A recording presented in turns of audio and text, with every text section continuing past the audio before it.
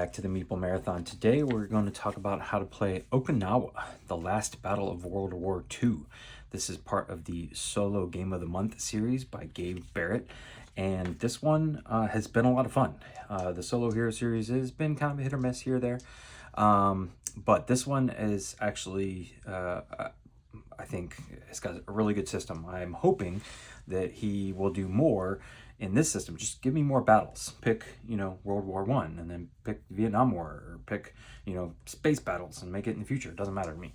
But I think this is a good system. I'm really liking what happens here. So let's just talk about how to play. Everything's already set up now. It's pretty simple. You always start with the same cards. These guys along the outside, and this is a rondell game. So we're going to be continuously going around the track here, having to move in the same direction. So 1 up to 10 and then across again.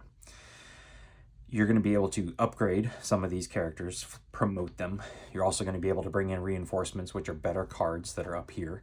They're also going to give you little one-time use tokens. You're able to store die if you don't want to use it over here to use on a later turn.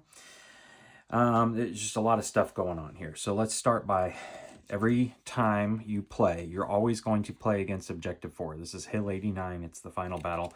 Leading up to that, you're going to randomly select Objectives 1, 2, and 3 from just, I think there's 3 of each. So you never quite know what you're going to get. So here we have for our first objective, Tombstone Ridge. This is telling us that we have up to 2 laps to complete our mission. All right. We are going to roll 4 dice each time on our turn. We're going to bring out kind of scenario card P that's going to give us some rules, and we start with 5 just basic soldiers, which is interesting. Then this tells us the other cards that are going to come out, and there might be sometimes a promote symbol here. There's not on this one. So let's just go through all that. 2 laps. That means we go around once, we go around twice, and then we have to have completed our mission. This flag is to help you keep track of the rounds. I personally like to start it at 2 and raise it up, or you could start it to 0 and lower it down to 2. It's entirely up to you. It does not matter. But this is how you keep track of how many laps you've taken. 4 dice. Here's our 4 dice. They're all the same. They are weighted for 2s and 3s. So it's 1 through 4, but there's only 1 1 and 1 4. So you'll get a lot more median numbers. So we've got those off to the side here. I'll put 2 up here so I don't forget. And P. So we have 3 sets of enemy cards here. We have one set that's I through R, and these are the scenario cards. There's only 1 of each. So we're going to bring out P here. And P tells us that during this objective, you may not gain resupply tokens. We're cut off. All right. I'm assuming that is some thematicness to that with Tombstone Ridge. But anyways, so anytime we resupply and gain a promoted card up here, we don't get the token up top, which stinks.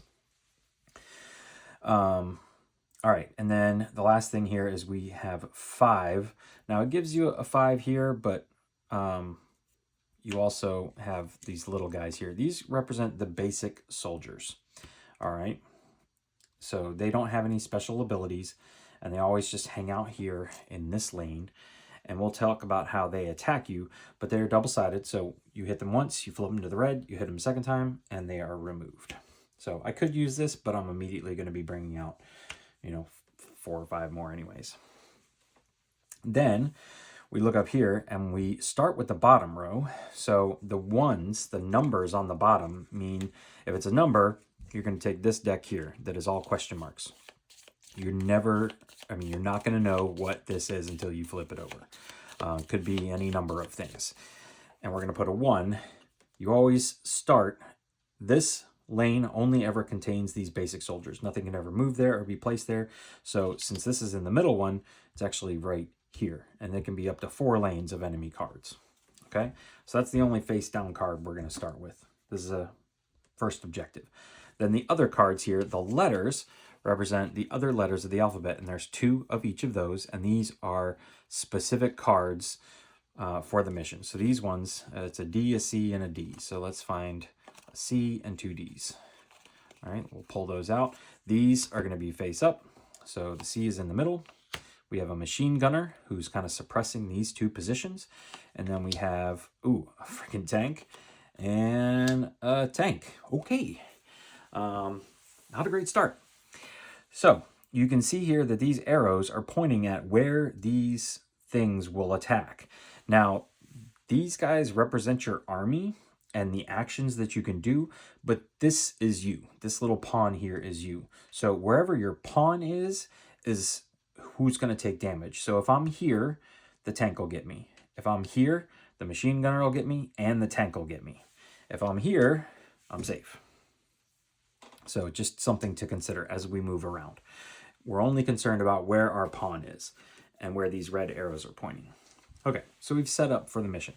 At the beginning of every turn, what we need to do is roll to see where these guys are firing on. So for each one of these guys, up to six max. So if there's more than 6, you'll just roll 6 and you'll keep rolling 6 until you've reduced it to say 5. So in this case, we're rolling 5, which is still a lot. So we're going to take these red D10s and we're going to roll them up. And we're going to put them in this slot where each of these fall. So in this case, it's sometimes good to have multiples in one spot. Now this means you would get hit twice if you ended your turn here, but it also means I can more easily avoid this and it spreads out the open areas. So we know where these guys are attacking, where each red die is. We know where these guys are attacking, the red arrows. So we kind of know now, we have some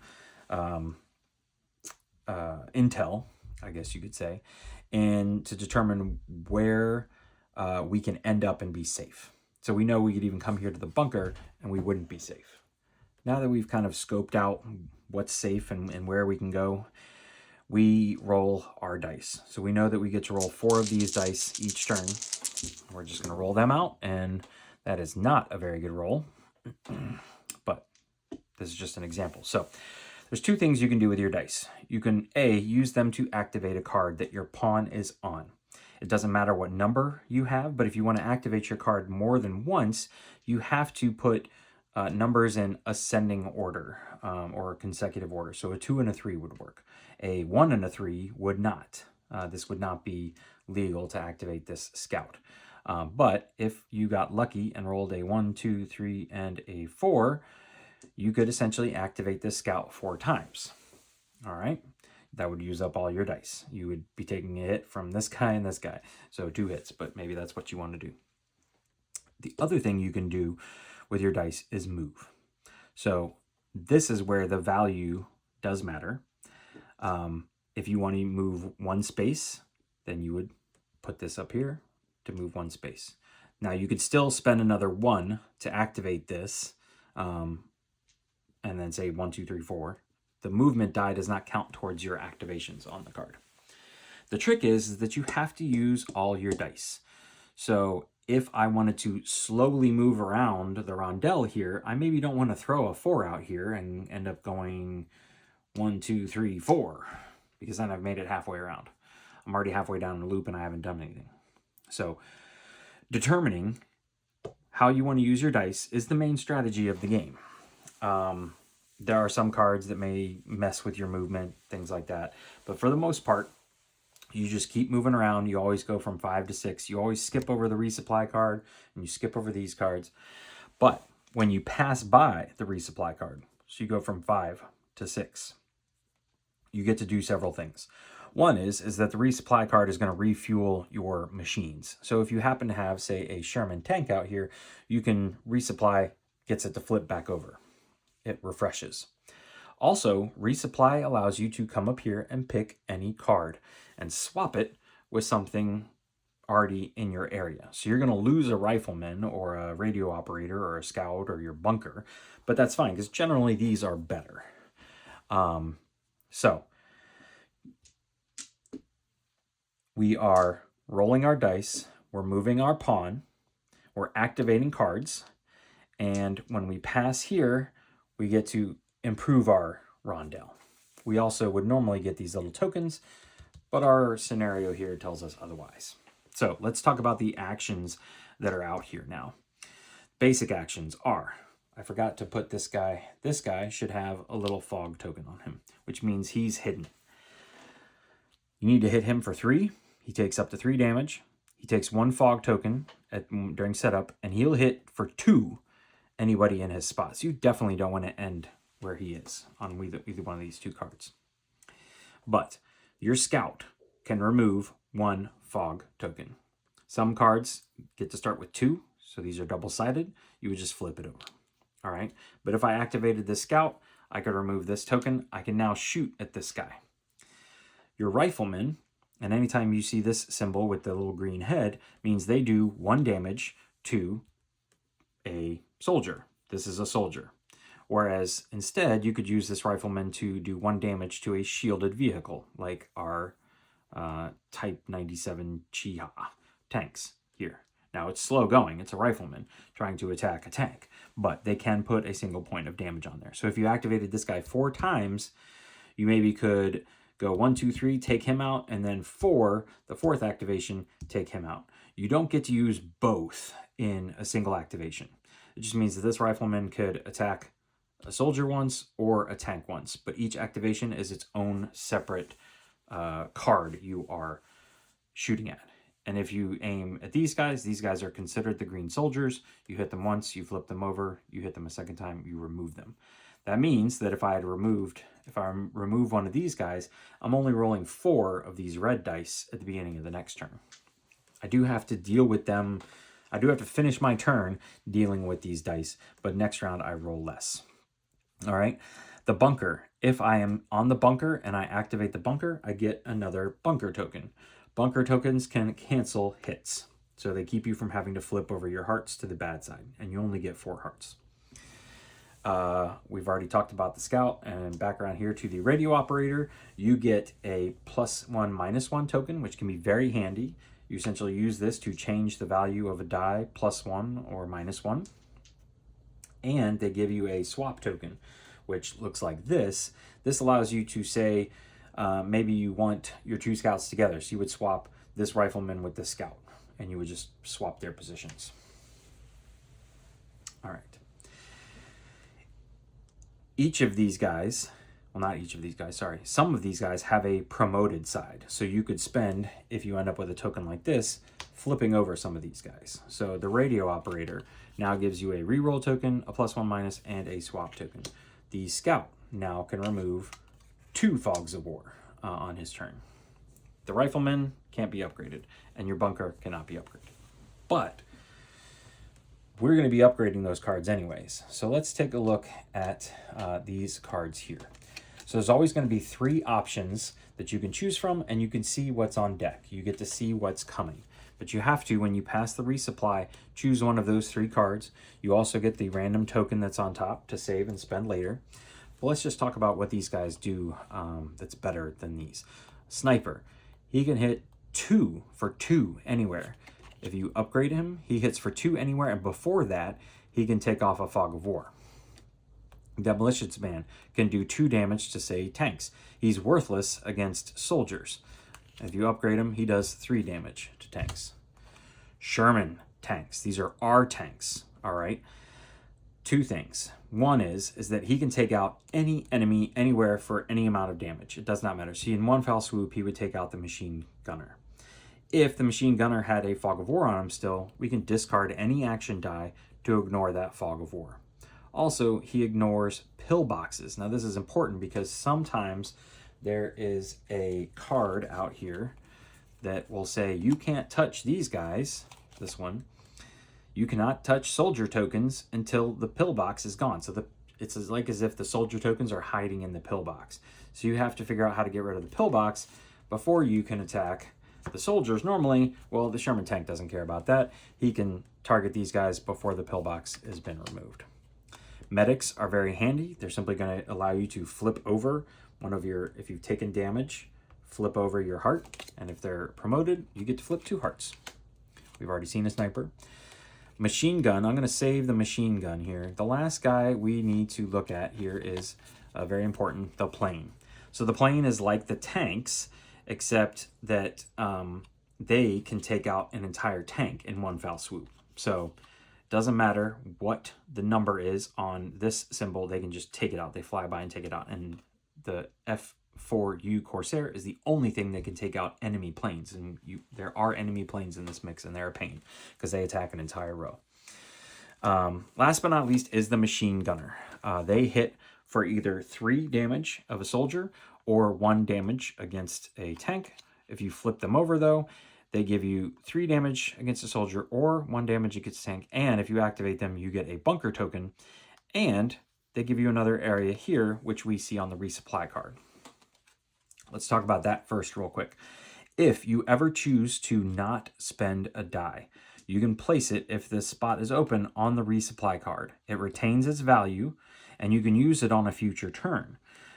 It also is a good way that if you have, say, 1 die left and that's just going to push you around the rondell further and you don't want to spend it, you can place it on the resupply card to keep you from having to use it. The machine gun team just gives you a second spot to save a die. If you save a die, you would just simply pull one from the pile, and you always roll 4. If you're ever having to roll 6 and you need that die, you could simply take, for example, one of these and swap it out like that. So you know that this is a level 2 die that you can use in the future. The last trick about the machine gun team is that they're sideways. They're the only card that sits sideways like this, and that's because they take up 2 spots. So if I wanted to upgrade the rifle machine gun team, I would have to remove, say, 2 riflemen or any 2 spots. I cannot say remove this one or this one, though. They have to be adjacent. I would remove them from the game. They're now taking up 2 spots. My pawn, as it's moving around, only stops here once. So by bringing out the machine gun team, I essentially have shortened my rondell by 1 space. So keep that in mind. But they are very powerful, very handy when you upgrade them because you can store a die there, so on and so forth. Those are all the cards that you can upgrade into. And that's pretty much it. There are a couple other cards here, or scenario cards, things like that, that tell you, like, these are suppressed tokens. You would randomly roll and put these here. You can't use this guy until you discard a die and he's no longer suppressed. Things like that.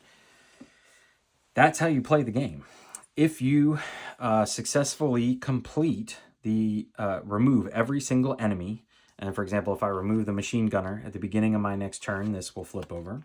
All right, now I've revealed a sniper who hits me anywhere, and he's very covered up, very pain in the butt type of guy.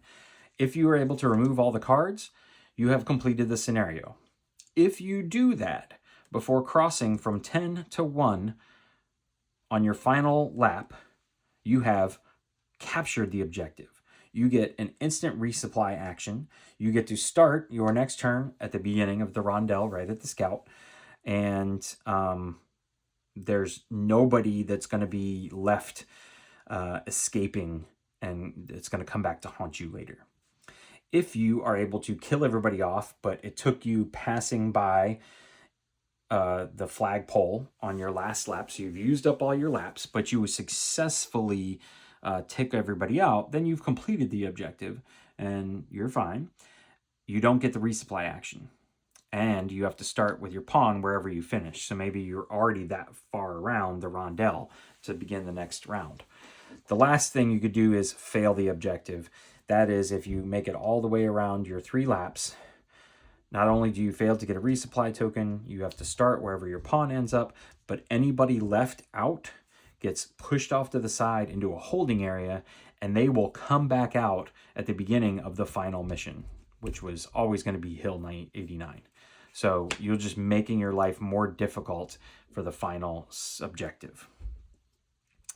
Some quick thoughts on the game.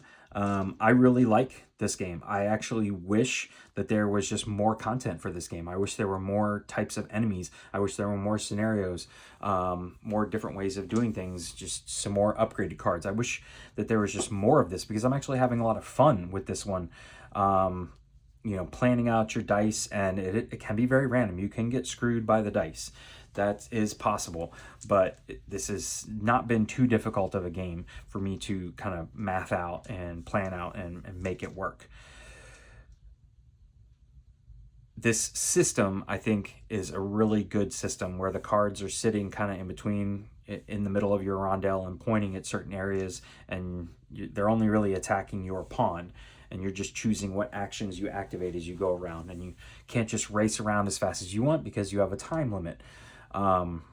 Just the whole process of this. I've seen rondells before. I've seen, you know, activating cards with dice and having to, you know, activate them with ascending dice numbers or no pairs or anything like that. This has all been done like that, but it just works really well with this kind of wartime scenario setup. The artwork is fun. It's got that like classic G.I. Joe comic book feel to it.